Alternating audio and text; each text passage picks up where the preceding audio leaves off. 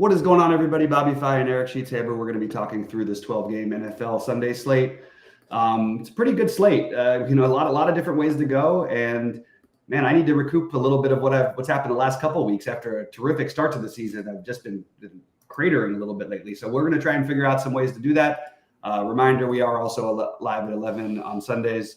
So check that out. And our NBA promo code, by the way, NBA 25, is going to be expiring soon. So if anybody's interested in joining, use that code now for 25% off your first month, and NBA yearly, which is all caps. That'll be 10% off of any year-long packages.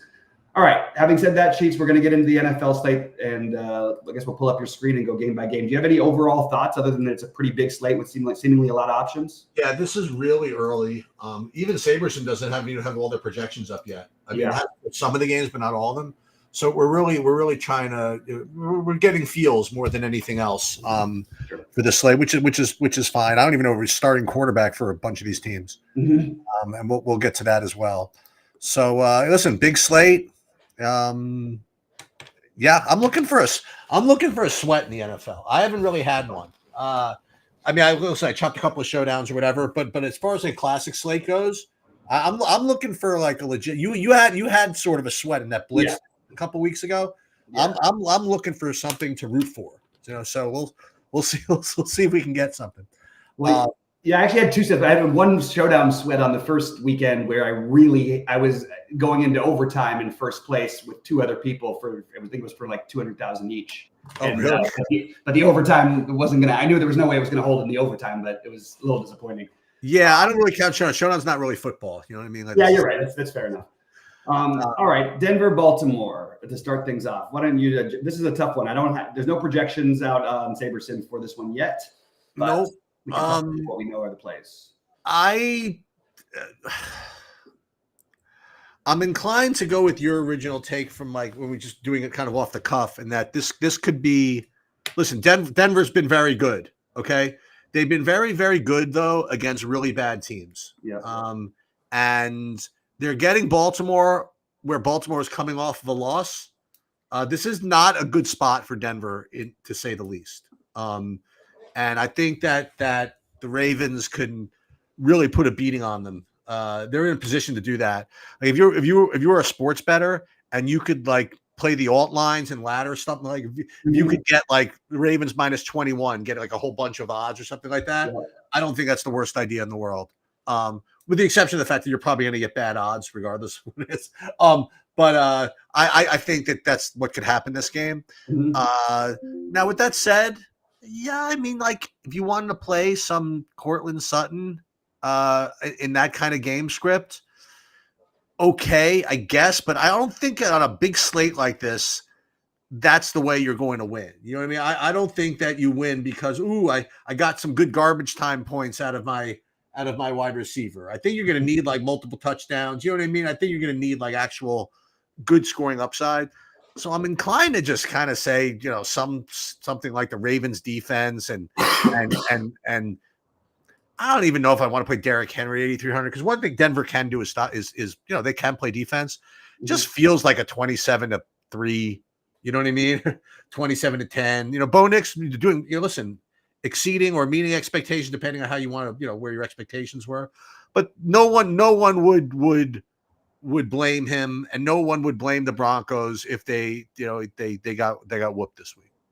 Yeah, and it's hard to play the Ravens as it is. I do think Derrick Henry is firmly in play as he always is, but I'm going to build at least one hammer Baltimore stack, like literally like Henry, Lamar, and Zay Flowers or Deontay Johnson, by the way, who they picked up just this week. So this Ravens team has gotten better, and they were already the best offense in football. So I think that this is a spot where you could play like a hammer stack and even include the defense, and maybe you get that 52-7 kind of a game. I could see that happening here. I really think the Ravens are going to crush them, and I can't find anything to run it back with on the Denver side. Sutton would be the most logical, but even if he was like all good and it was a good matchup, like.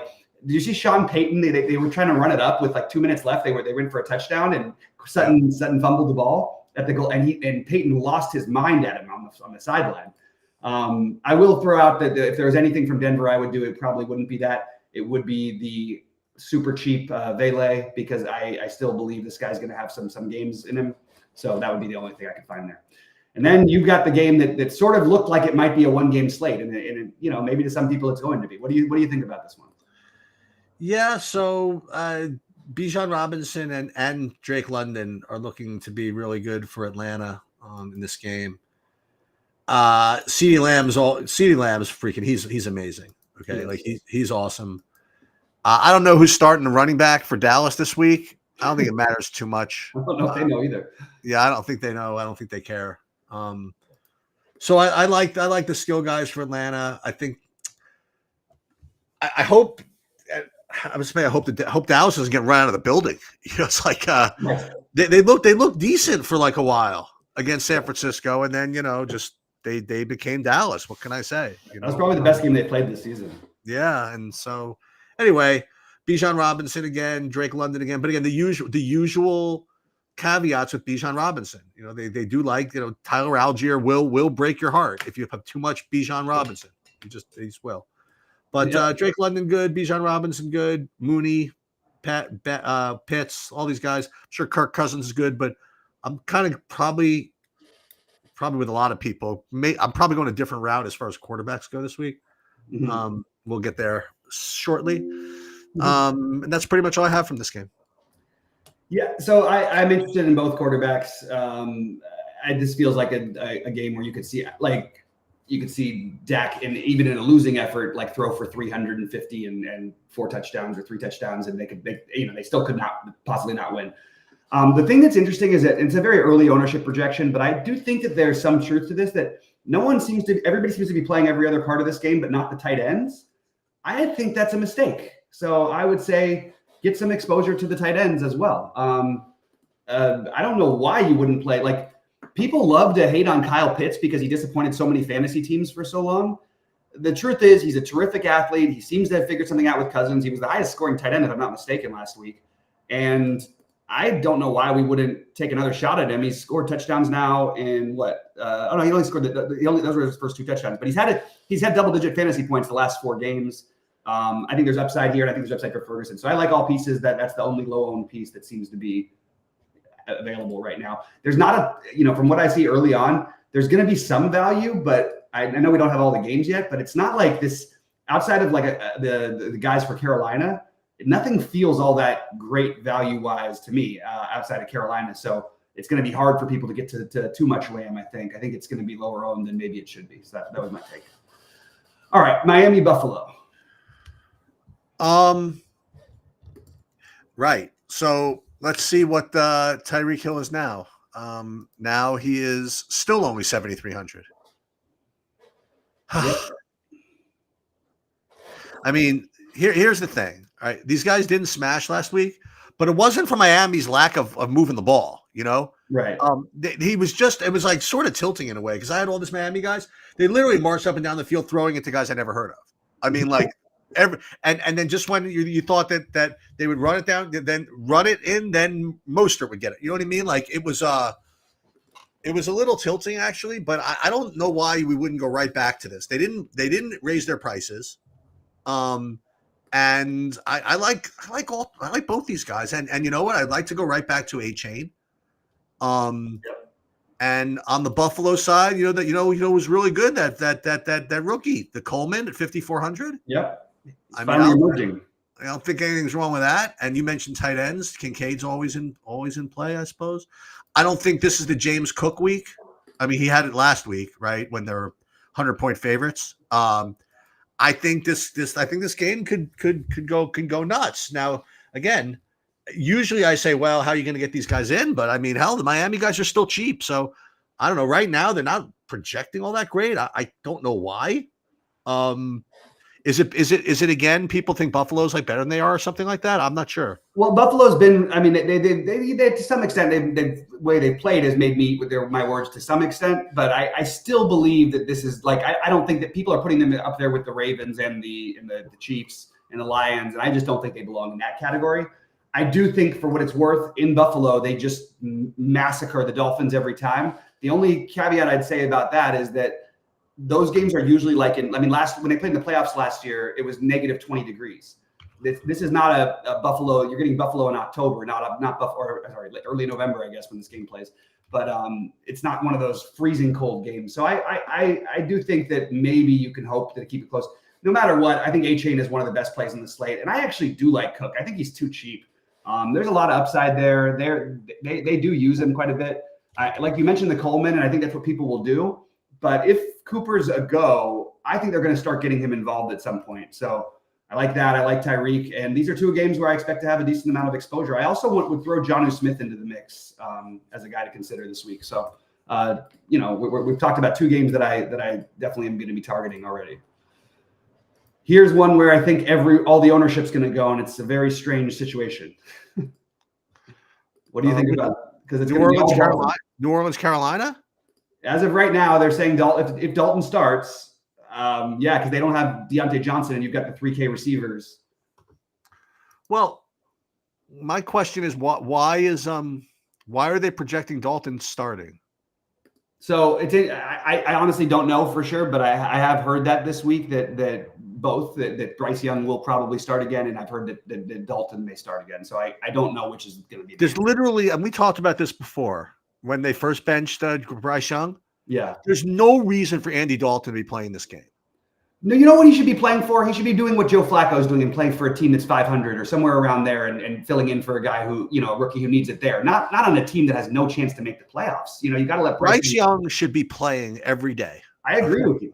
But to Dalton's credit, he's actually I think he's actually a decent. No, I'm not disputing that. But I'm just saying, I mean, that Carolina at best is going to have 4 wins this year, Right. At best, right? Right. And what are you gaining?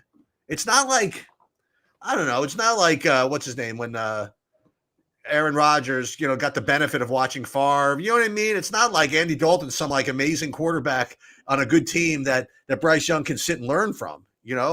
But Andy Dalton's like fighting for his freaking career, like everybody, like a lot of guys are. I mean, he's got no weapons. You know what I mean? Like, so it's not like New Orleans, he's going to learn anything. You should throw him in there. And you know what?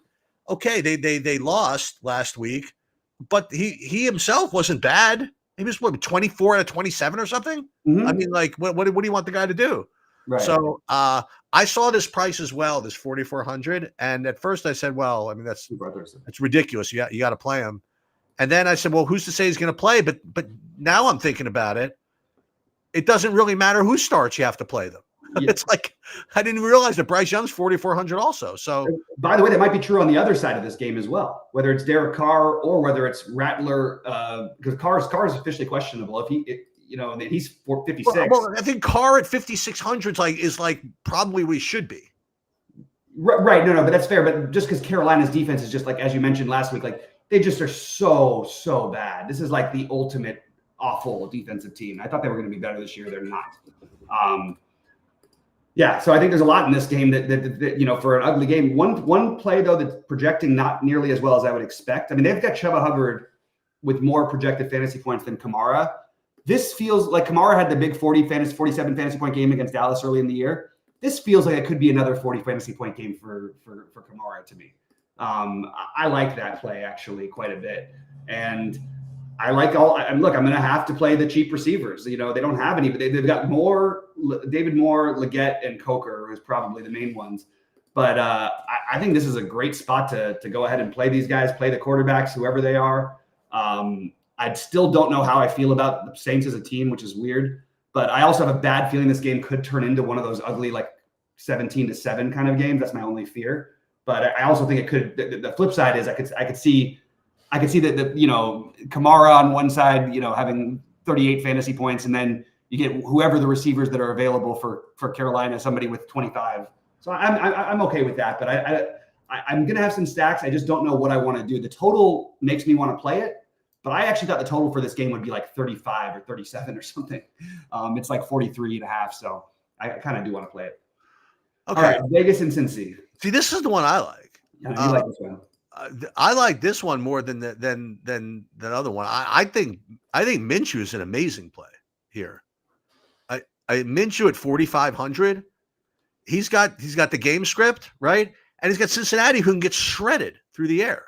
That I prefer him at 4,500 with weapons. You know, he's got Brock. He's got what's his name? He's got Brock. He's got Brock the tight end. Tucker's not bad. Turner had a good game.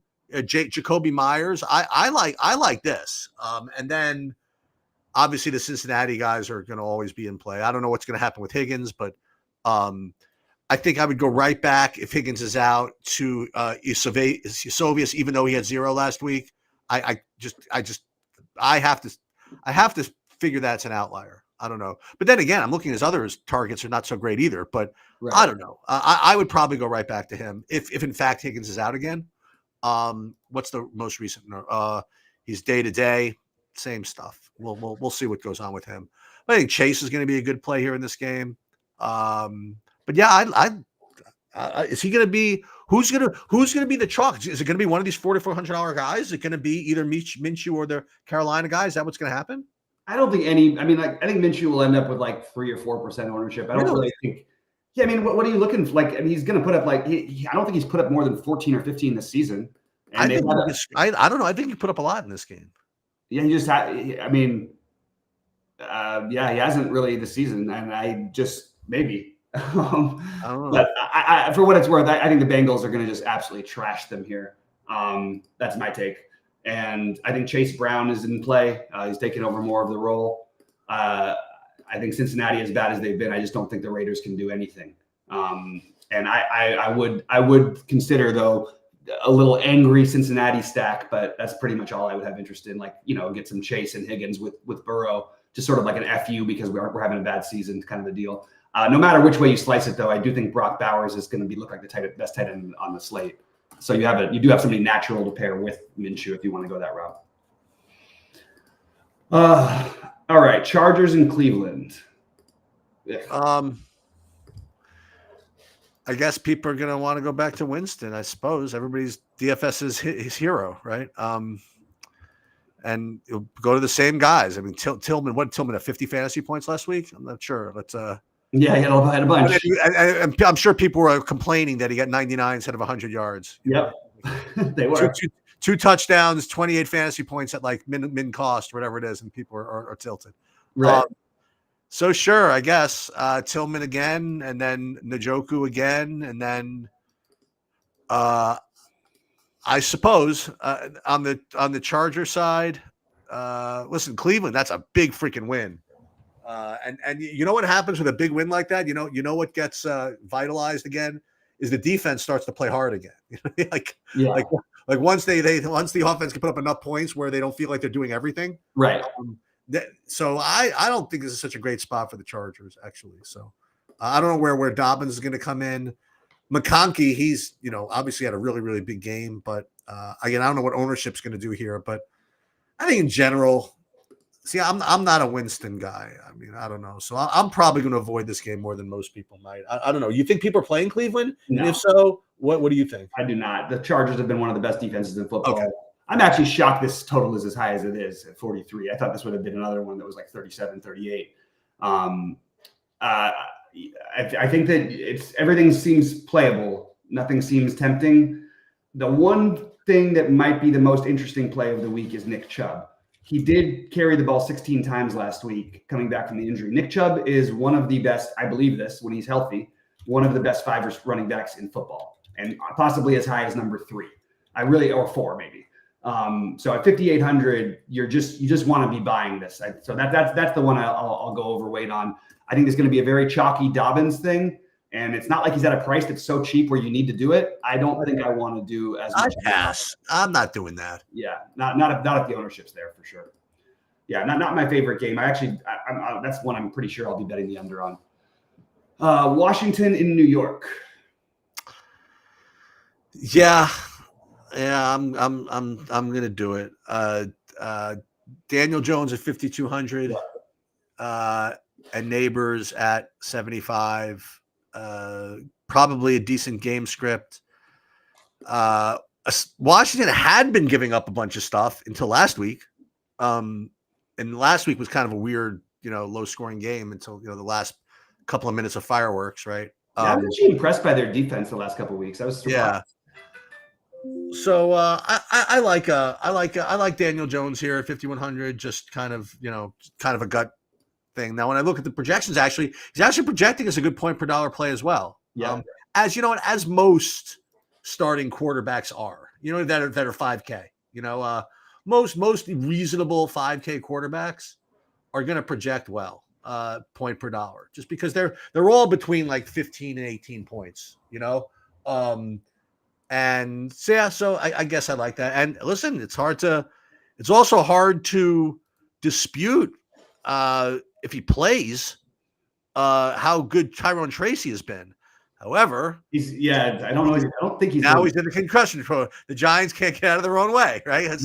So they go back and forth between Neighbors is finally healthy and Tracy back in. You know what I mean? Right. I'm not playing Devin Singletary. I don't think at 6,100. But if Tracy plays somehow, if I get him at 55, he's pretty explosive. Mm-hmm. And I will say this, by the way, if they really didn't like Singletary for some reason, and Tracy is out, I'm not doing this like in classic, but they actually don't mind Eric Gray. like they'll give Eric Gray the ball a couple of times. But that would only be like for showdown or something small. On the Washington side, I don't know. I mean, the Giants on the one hand, they seem stingy, but then Daniels is just so good. I'm probably just going to avoid the Washington offense. What do you think? Yeah, I'm interested in. I mean, I made a promise that I'm going to play all the Washington games this year, and I kind of want to break it because their defense has looked good to me, but I feel like I can go here. Jones is so cheap. You pair him with Neighbors. You could even include Slayton in the mix. And I think that Singletary with no Tracy is somebody we have to at least consider. And then Jaden Daniels to McLaurin has been a thing, and it probably is going to continue to be. He's expensive, but I'm definitely okay with the idea of. Wait, is he out? What Who? Who? Terry McLaurin. I've got no. Maybe they just don't have the projection on him. Yeah, no, they don't have anything this whole game. I don't think. No, or on Washington, or I forget. Yeah, they do. They do on everybody else except for Terry McLaurin, which is okay. I haven't heard one thing about him being out, so I was surprised. Maybe. Yeah, needless to say, the entire DFS industry is struggling. yeah. I mean, it's Wednesday. Wednesday morning. We're trying to figure it out. We're doing great over here. No problems. All right, New England and Tennessee in what might be the ugliest game of the year. I don't want to waste too much time on this, but I remember this happened last week, and I made a note to remind myself to mention something to you. So I was actually listening to the New England Jet game on the radio. Actually, at the radio whenever you get the radio broadcast, you get the local. You usually get the local people doing it, and it's so brutal. It's just pretty brutal. Same with baseball. Same with whatever. Same with and New England. They had some play where either got a bad call or whatever it was, and like the announcer, oh my God, it just never ends. I'm like, it's like so funny to hear New England announcers like get annoyed that something that they got a bad call. Do they want to win? I mean, why do they want to win? Well, not even that, but I mean, like, how many breaks, how many championships did this freaking team win? Oh yeah, give me a break. How many Tom Brady's like bullying the referee calls did they get over the years? Yeah. It's like the Celtics complaining about, or the Yankees. Like you said, like in your tweet the other day, Yankee fans are actually bitching about the short porch. I was shocked after Will Smith hit his home run. It was like blowing up. Oh my God, that would never go out of another stadium. What the hell are you kidding me? It's your stadium. You have the edge. Roger Maris is like, excuse me. Come on, you've got a guy who had 60 home runs every year, and it's not just. And they recruit for exactly the short porch. It's like, I know it's bizarre. So in any case, that's all I'm going to say about this New England game. It's an atrocious game. I will say that Calvin Ridley had a nice game for Tennessee. But that game was that Tennessee Buffalo game was a freaking wild shit show right from the beginning. Yeah. So I don't expect this game to deliver in the same way. I know that was wild. The Tennessee, they looked like they were going to put up a shootout at first. That's what I'm saying. And then Detroit just said, I'm telling you, but by the time they blinked, Ridley had like 25 fantasy points. I know. And then he ended up with that many too. He had 143 yards. Yeah, I know. He'd take 15 targets. That's huge. I mean, yeah, you got to consider him at least, right? Like he's 5,700. I think that's really the only. I don't know. I think that was a game, and I'm telling you, that was like some weird shit that happened. I don't know. For sure. I'll just say that if Mason Rudolph, though, comes back in here tonight, this time, I mean, 5,700. It's not like he doesn't. Ridley's one of the, he's a super talented guy. Like, he's right. Remember, he was out of the league for betting, not because he wasn't good enough. Right. But yeah, this is going to be an ugly game. If you told me last week that Tennessee could be a 3-point favorite against anybody, I would not have believed you.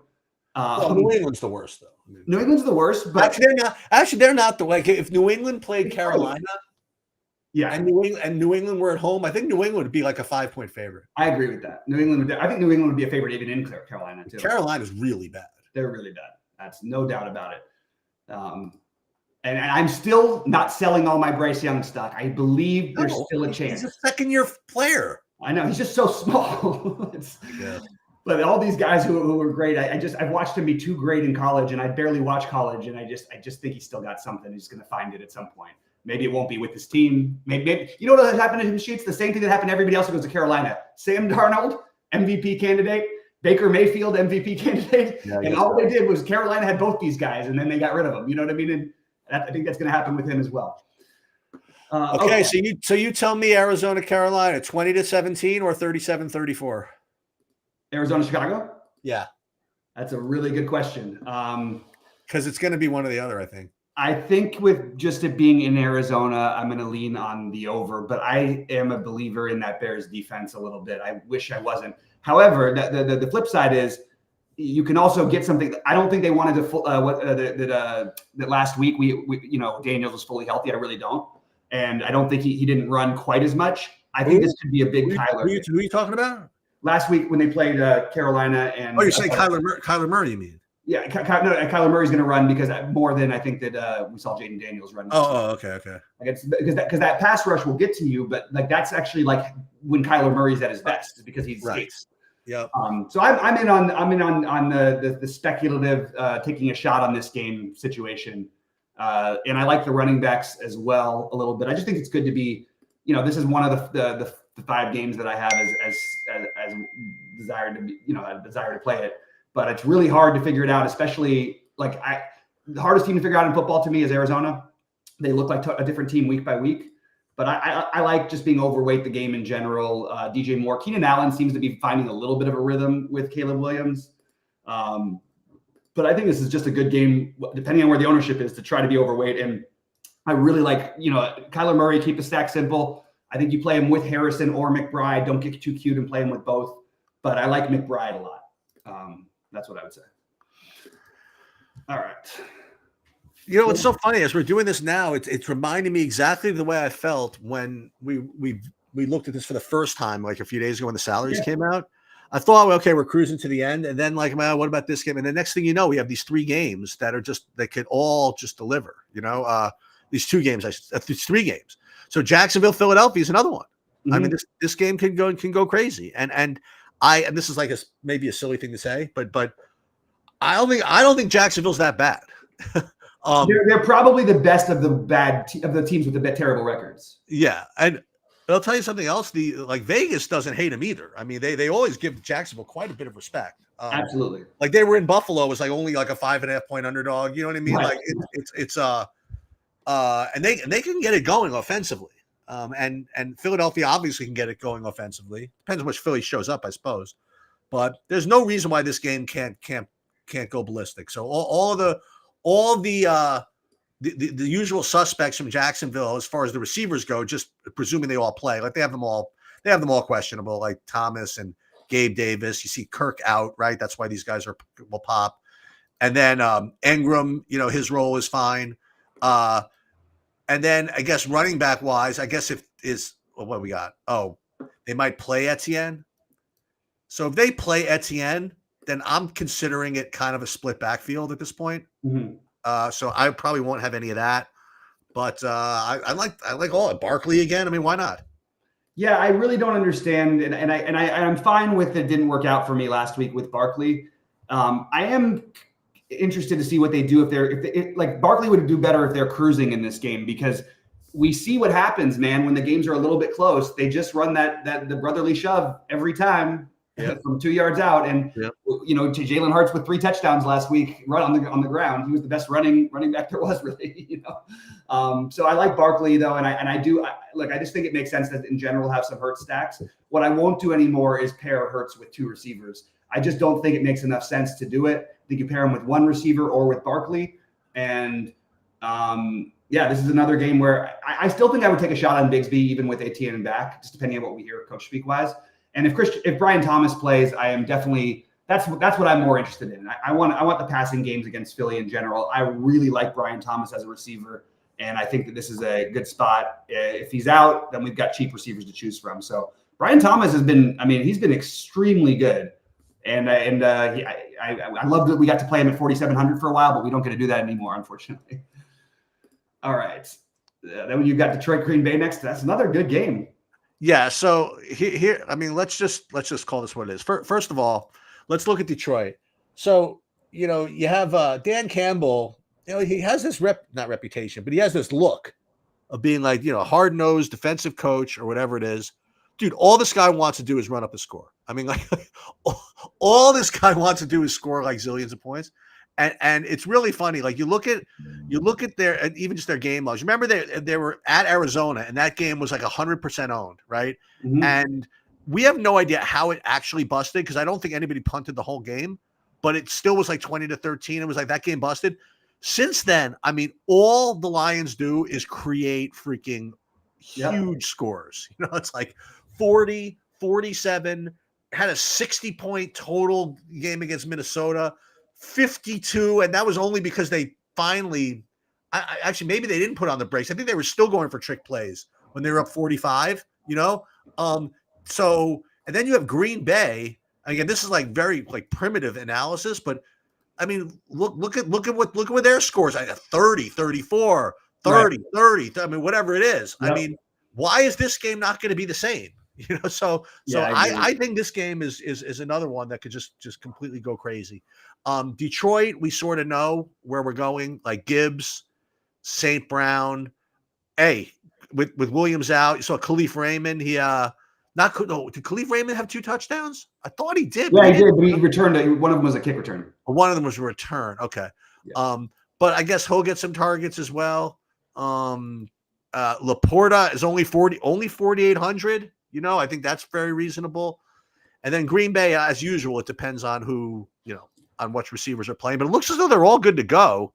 Yeah. Which means it's hard, I guess. I don't know which one of these I would play. This is the only thing that's keeping me from really just blasting this game is I don't know exactly what I would do on the Green Bay side. But I do think this game is going to go off, and you should probably want pieces. I agree with everything you said pretty much, except for I do have a little bit of a different take of Detroit and what they do. First of all, I just think they're incredibly talented, and what they're doing this year is they're playing faster, so they're running more plays. They realize that I don't know why every great team doesn't realize this. If you're the better team, speeding the game up, getting more plays in is a big move. That's right. And so they run the ball a ton. So that's why it's hard with both Gibbs and Montgomery. But you also have Jared Goff, who's like literally has like 5 incompletions for his last 25 touchdowns. It's just crazy, right? It's nuts. So yeah, you want to get all of it. It's just hard to know the Green Bay side. I would say my favorite play on the Green Bay side, receiving wise, would probably be Romeo Doubs. I think he's been the most consistent. He's the most explosive. Well, Jaden Reed's the best, but it's close between those two for me actually this week. So we're looking at Goff's last 5 games. Okay, his worst performance as far as like completion percentage was the game against Dallas when they won by 35 and he had the most fantasy points. Right. It's and all I talk about is, Goff is going to throw a pick 6, whatever. He does nothing like that. He just literally throws to his receivers like every single play. He's actually been the most accurate quarterback over the last 3 seasons. I will say that you could still play defense against him because of this thing. He's got 2 fumbles. He does fumble. Both games, his last 2 games, he had 2 fumbles each. Yeah. Yeah. All right. So it's funny. When we first looked at this last game, Rams-Seattle, I thought, I posed the same question: Is this going to be the Rams-Seattle game, which is 20-17, or it's one that goes off? I don't know. I don't know if this game can hang with some of these others. I just don't. Let's see. Is Metcalf out? I guess that's an interesting question. It says looking optimistic. Yeah, Yeah. I guess you probably should play some of this. Well, first of all, both running backs are going to look really good. Like Kyren Williams is 8K, and he's just gets everything. And Walker at 7,200. Both these guys look pretty good. Does this game have enough juice to keep up with some of the ones we talked about? I don't. I was about to say I don't know, but then I look. Kupp and Nakua are back. Nakua, I'll tell you, that guy's freaking good. By the way, can I point out that he was like 5% owned in the flex on the showdown slate? Well, people were suspicious. I know they were. I called it out on our show, and I said captain and Sheets. I would have had a chance of taking everything down because he was 0.1% owned as the captain. Yeah, and he is. I mean, he's really good. Yeah, they're both kind of on the expensive side, I guess. Especially when they're together. It's if one of them were out, the other one would almost be a lock at this point. But I don't know. You think it's worth taking shots at them as receivers? I mean, obviously Kyren Williams is going to be a good play. What do you like here? It's hard. It's always tricky with both Kupp and Nakua because they're both such excellent receivers that you don't know which one game it's going to be. Seattle has shown that they will give up a lot of points, and with Metcalf, they can score a lot of points when he's healthy. And the Rams defense is not the same as it was with Aaron Donald. So I am heavy on this game. Okay. And I don't know, like Stafford is cheap enough to where I think you could play him with a double stack. And I think he's actually going to have some ownership. But it's hard to play him with both Nakua and Kupp because they're just so expensive. But I actually think that the play that really irritates me, the one that I really want to play is DeMarcus Robinson, but he's too expensive. He should be 3K in this spot. Yeah. He's a receiver. But he's the one guy, like Atwell gets all the looks when Puka and these guys are gone. But Robinson gets the looks, the big play looks when they're both back. So yeah, I like this game. This is the other one that I have a big target on. For me, I have it ranked. It's hard with the Detroit Green Bay because I can't figure out who to play from Green Bay, but I really like that game. But I think this Detroit, the Seattle, Philly, and Arizona are all very interesting in the afternoon slate. And in the early slate, I always want to be over on Washington, and I also want to be over on it's going to be hard to be over on it, but I want to play the Dallas Atlanta game and then just figure out what the hell to do with the Carolina. Yeah, the more I look through this, I mean, I was talking about Dalton or Bryce Young and Minshew or whatever. I mean, they're good point per dollar plays, but if you want to win like a tournament, I mean, like this Dallas Atlanta game can and forget for that matter the Miami Buffalo game. Yeah. Okay, can score 60 plus points. Without batting an eye. And then Chicago and Jacksonville, Philly, Detroit, Green Bay, Chicago, Arizona. By the way, I forgot to mention DeAndre Swift from that game for Chicago. Yeah. I mean, these games could score 60 points. Right. I don't think that why am I talking myself into this idea that Minshew could do something that he hasn't done in like 2 years? Like I'm sitting here, I'm like, I think he's gonna have a great game. And in your head, you're like, well, I don't know why you'd have any evidence of that. He literally hasn't done anything remotely close to what you're suggesting he's going to do today. I don't know. I'm looking at his game log, like you said, I'm trying to make excuses. Okay. So at Denver, Cleveland, the Rams, Kansas City, these are all good defenses. I can make excuses there. Carolina. Oh, yeah. I watched that whole Rams game, and that was pretty hard to watch. Yeah, no, I know. I actually thought that was one of the worst I'd seen somebody play in a position. Yeah, I don't know. Maybe. And I actually have always liked Minshew, but he doesn't even look like. I think he's actually fallen off. I think he used to be actually a better backup, so that's partly why you would think of it. But and people might do what they listen. Last week you had the points per dollar play quarterback ended up winning all the money. The Bo Nix. Some people won one of the bigger ones, the big 333. I think Jalen Hurts stack won in that. Oh, is that right? Yeah, because he had like 36 fantasy points. Yeah. But yeah, I think the build goes like this. Like if you're trying to, I think you'd still win a tournament with Bryce Young or with Dalton, whoever it is, one of the 4K guys. Pair them with the cheapest receiver that you like, and then you can play like CeeDee Lamb, and then you can get the game stacks that you want. You get CeeDee Lamb and Bijan Robinson from that game. You could go ahead and get maybe one of the running backs or St. Brown against Green Bay. There's a lot of ways to go, but I think that trying to spend down at quarterback and at one receiver spot and then just spend blasting up for some of these elite plays. Because I think this week, I really think that CeeDee Lamb is an incredible play that's going to probably be hard to get in to most people unless you do that exact type of build. So I would try to get CeeDee Lamb. I would try to get some neighbors. I would try to get Tyreek Hill. I would try to get Cooper Kupp. These are the guys I'm going to be rotating through. And Nakua. No, this is the answer. Okay, this is the troll game. Okay, it is going to be Miami. Remember, Miami last time they played Buffalo, they got thrashed at home. Okay, and I think Tua got knocked out that game. And this is the first time maybe Tua's back. I mean, well, last week as well. They're going into Buffalo, and last week Hill and Waddle were insane chalk. Hill didn't do almost anything, and Waddle did even less than anything. In a win, you play Tua with Hill and Waddle, run it back with Coleman, or something like that, and then you move.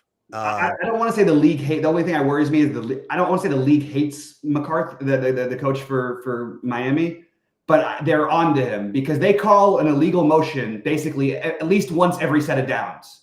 Every time they get a first down, and then boom, automatically penalty.